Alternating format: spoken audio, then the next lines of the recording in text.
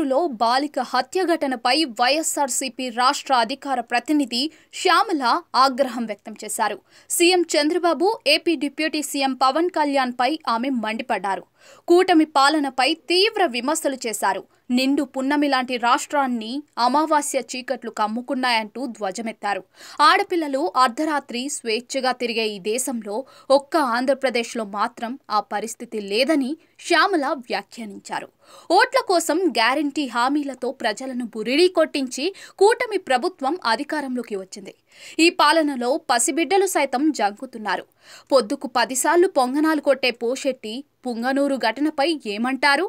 అన్నయ్య అన్నావంటే ఎదురవనా అంటూ ప్రచారాల సమయంలో సినిమా డైలాగులు కొట్టి అధికారంలోకి ఇప్పటి నాయకులు జరుగుతున్న అఘాయిత్యాలపై, అత్యాచారాలపై నోరు మెదపరేం స్వామి?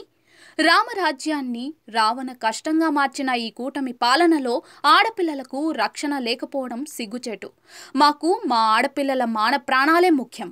చంద్రబాబు సొంత జిల్లాలో అఘాయిత్యం జరిగితే ఏమీ అనిపించడం లేదా? ప్రాణాలు పోతున్నాయి సార్ మీరొచ్చాక అని వైఎస్ఆర్సీపీ రాష్ట్ర అధికార ప్రతినిధి శ్యామల సంచలన వ్యాఖ్యలు చేశారు. నిండు పున్నమి లాంటి రాష్ట్రాన్ని అమావాస్య చీకట్లు కమ్ముకున్నాయి. ఆడపిల్లలు అర్ధరాత్రి స్వేచ్ఛగా బయటకు తిరిగే ఈ దేశంలో ఒక్క ఆంధ్రప్రదేశ్ మాత్రం ఎటుపోతోంది?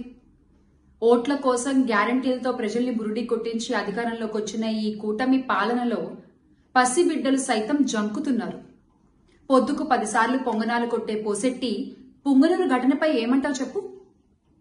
అన్నయ్య అన్నావంటే ఎదురవనా అంటూ ప్రచారాల సమయంలో సినిమా డైలాగులు కొట్టి అధికారంలోకి వచ్చిన ఇప్పటి నాయకులు జరుగుతున్న అఘాయిత్యాలపై, అత్యాచారాలపై నోరు మెదపరేం సామి?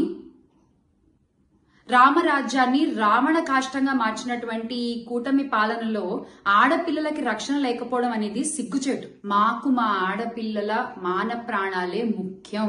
బాబుగారు, మీ సొంత జిల్లాలో ఇంత జరిగితే, ఇంత ఘోరం జరిగితే, ఇంత అఘాయిత్యం జరిగితే మీకేం అనిపించట్లేదా అండి? బాబొస్తే అదొస్తుంది, బాబొస్తే ఇదొస్తుంది, ఇవన్నీ దేవుడెరుగు. ప్రాణాలు పోతున్నాయి సార్ మీరు వచ్చాక.